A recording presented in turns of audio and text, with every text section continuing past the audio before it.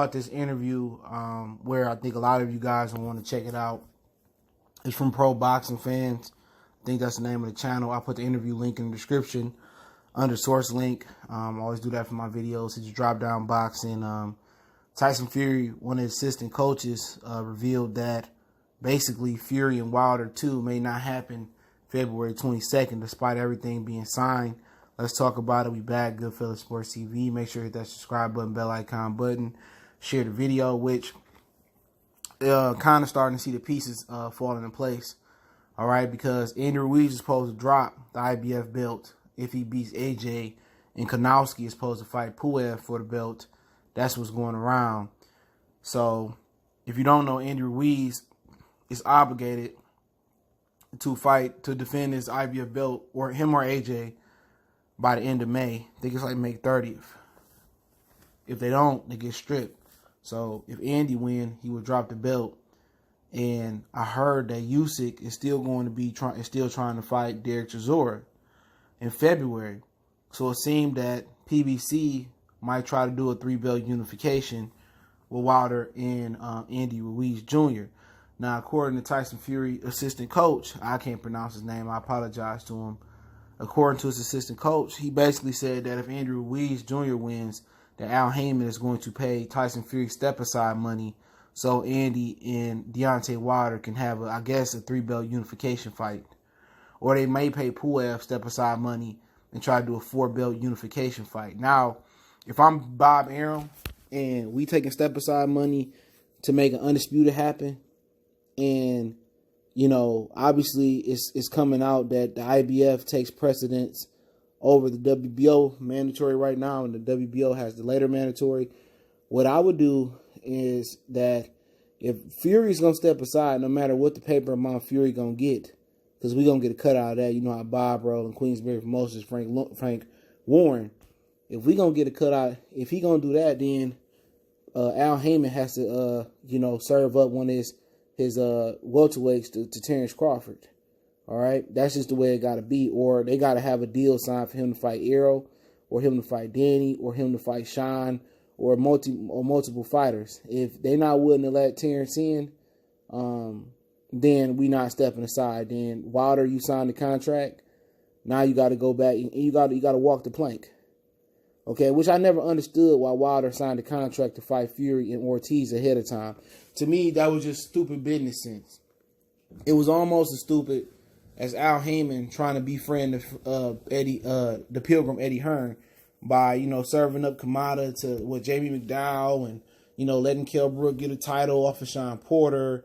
And then, he did a lot of things, Kell Brook, not Kell Brook, but obviously they sent Errol Spence over to fight Kell Brook when they couldn't win a purse bid if they wanted to, or they could have more money to put the fight on. And, Al Heyman was treating Eddie Hearn real good, and Eddie turned his back on him like a Pilgrim does. And now, Al, pretty much got trust issues. And Bob Arum played this part with the HBO Cold Wars between, before, a lot of people was watching boxing. You got to understand why, Al is angry at Oscar and angry at really Bob for trying to break that whole thing up, Pangea-wise, you know what I'm saying? But with, it was just stupid business sense. It was kind of like sending Charles Martin over to fight Anthony Joshua in good faith, and then all of a sudden, Eddie Hearn, finances AJ's way to get all the belts, and then he don't want to put Wilder in with Joshua after Joshua called Wilder out. So, at the end of the day, Andy Ruiz still got to get the job done. Plain and simple. Andy Ruiz got to get the job done. So everything we talking about is an if. If it was a fifth, we all be drunk. But it just made no sense to sign 2 fights to make AJ jealous. You took about a fight-by-fight deal. Okay, we're going to do Ortiz. Okay, oh, no AJ, no Ruiz, no. And they didn't have faith that Ruiz was going to get a decision either. If that was the case, then he wouldn't have signed to fight Tyson Fury. So Bob Arum may not back off regardless of Terrence Crawford. The only way he back off if it's something in there cash-wise for him, which it will be, or something for Lomachenko. So for me, it makes no sense. It made no sense. It was just a bad business move. And I say it again and again.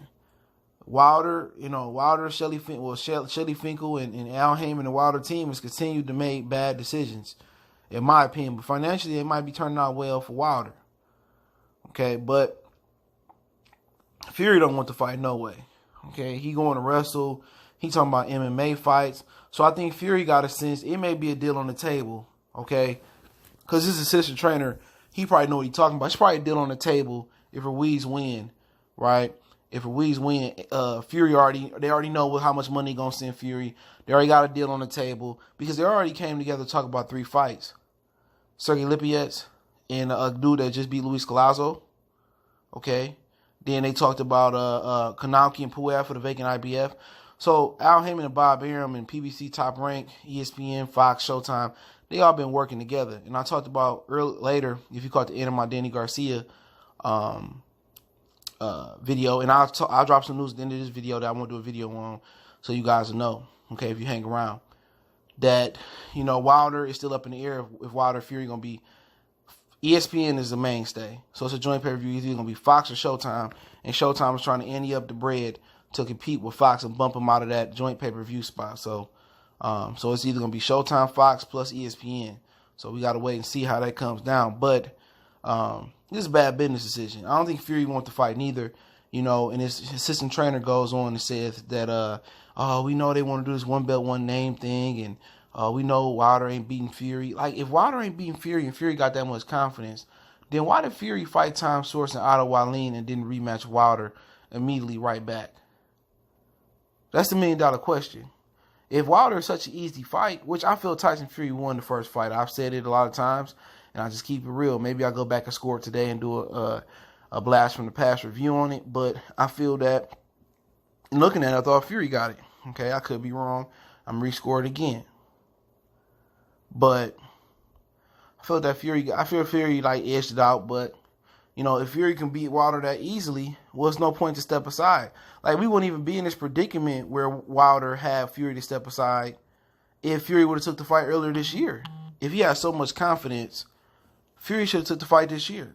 They could have rematched in March, April, May, whatever the deal was, and Fury pulled out and he ran over to ESPN and Top Rank in a joint venture deal, and he fought Tom Schwartz and Otto Wallin, and a lot of people opinion he should have lost versus Otto Wallin because of the cut. If that was anybody else, his cut was worse than Nate Diaz's cut it was in New York versus Jorge Masvidal. But at the end of the day, Al Heyman got it. He can give Fury whatever he want, $2, $3, $4, $5, $6 million, and Bob Arum get his piece and Frank Warren get his piece. They don't really want to do Fury and Wilder right now, especially coming off the performance that Fury came off of with the cut. It's going to benefit them as well too. But at the end of the day, Ruiz got to get the job done, and everybody thinking it's a foregone conclusion. Now, it could be a situation where, hey, Ruiz just might have AJ number. Or it may be a situation where, hey, AJ, might just got caught with a temple shot and it might have been 1 in a million shots. And AJ might come and win. Then, at the end of the day, then you got to commence with Wilder Fury too. Which, a lot of people be mad because AJ going to hold the division up. But like I said before, that's why you don't sign deals. But it really wouldn't have mattered because, it really would matter if he didn't, because then he wanted to pay Fury step-aside money. All right, let's get that established. So he shouldn't have signed to fight Fury, but, it might not really matter if, Ruiz don't win. If Ruiz don't win, then we just go ahead and just, do the thing you're going to do with Joshua and, Puev, and then, Wilder Fury too. But this is why you don't really look ahead in boxing, man. Anything can happen. He should have at least waited until after after Ruiz got done fighting AJ. And I felt that PBC really didn't think Ruiz was going to have a chance and really didn't believe in him. But he went out there and did his thing. Now, I don't know if Ruiz is going to do it again or not. I haven't really looked at the fight again to break it down. To give y'all a prediction, I think the fight is next week. I'll have a prediction and watch it again. But let me know what you guys think. And also, Jaime Munguia officially vacated his WBO belt. All right? So they're trying to get Carlos Ocampo a title shot real fast after sharing the Diamonds fight. So a little news I left in there for y'all. Appreciate it. Don't forget me on Facebook, Instagram, Twitter. Reach out to the email if you got business question, inquiry, response to your video request. Want to make a donation? Just share the video. Appreciate the love, support. Hit the subscribe button, bell icon button. We gone.